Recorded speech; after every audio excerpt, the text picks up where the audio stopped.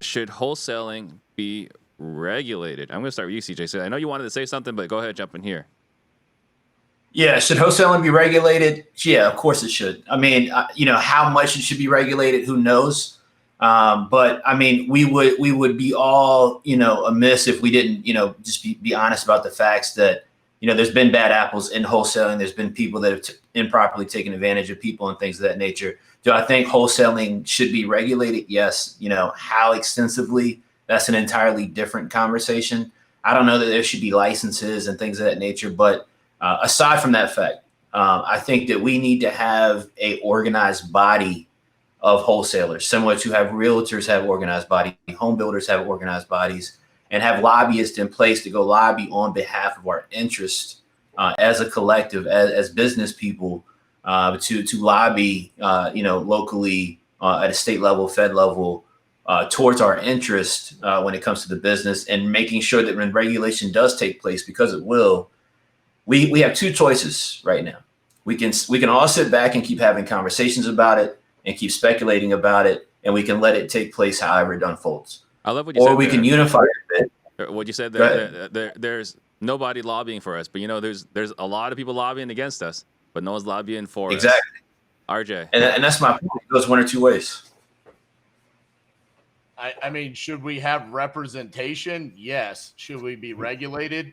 No, I'm never a fan of any sort of regulation. So I'm absolutely opposed to any sort of regulations coming down on wholesaling, just simply based on what was the reason behind of us having an assignable contract? Because that's what really seems like what they're trying to go after, is the fact that we can assign contracts.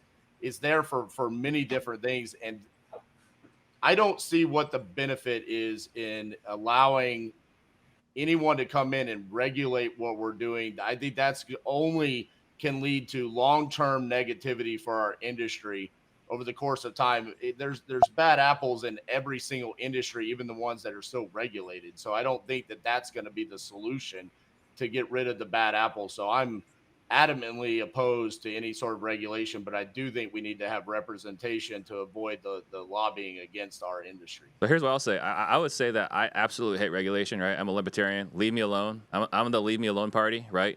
But to CJ's point, if we're involved, we can be actively involved in the legislation, or we could either make the legislation happen, or we can have the legislation happen to us. Right. So I think the point is, if we're going to get it regulated. Yeah, but does regulation change that? Like if you say, okay, I think the wholesaling should be regulated, that doesn't give you a seat at the table.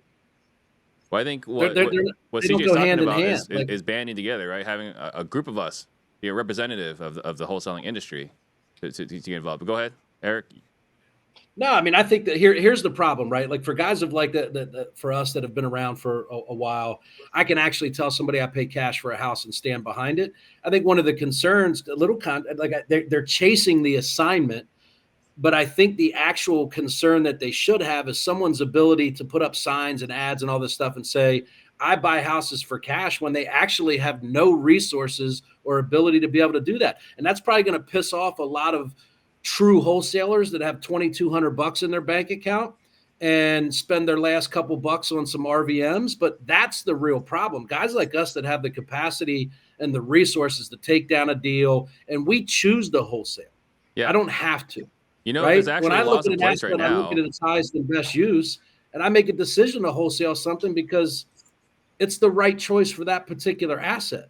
This is so I think one of the things that's real difficult is the ability to be able to lure a customer in under the premise that it's cash, I'll buy it as is, all of these things. And then it's not cash. It's not as is. There's these 90-day due diligence processes. I mean, it's the gray area is what I'm comfortable eliminating because I don't leverage any of that stuff to do my deals. And that's what gets people in trouble when they tie up a contract and 70 days later they release it, or they didn't disclose the assignment. They told the person they were going to buy the house, and they're talking about bringing contractors through when it's really the potential buyers. Well, Eric, I don't know. That actually exists already today, right? It's actually fraud. If I said to you, Eric, I'm going to buy your house for cash, and I cancel in my due diligence period because I couldn't assign it, that's actually fraud.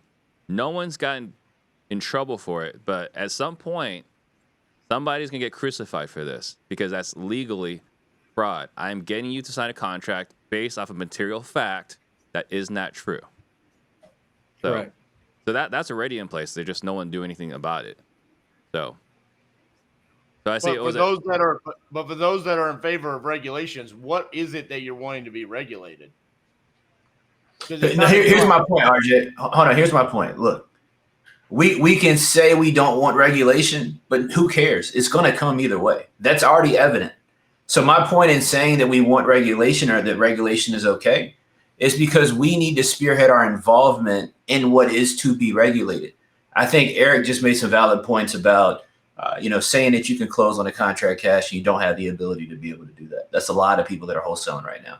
I do think that is problematic, man. I mean, you got to think about some of these things. If you got somebody that's living in a home, this has been their house for the last 20 years, they're owner occupied, they move out of that property, take on new debt, or go rent another property under the pretense that you're going to close on their home, and you knowingly do not have the ability to do so or intend to do so unless you're going to sign that contract to somebody else. I think anybody could agree that's pretty problematic, right? Regardless if we make money from that or not. But that goes back to contract law, and there's laws put in place to how you're protected within the contract that you sign. That has nothing to do with wholesaling.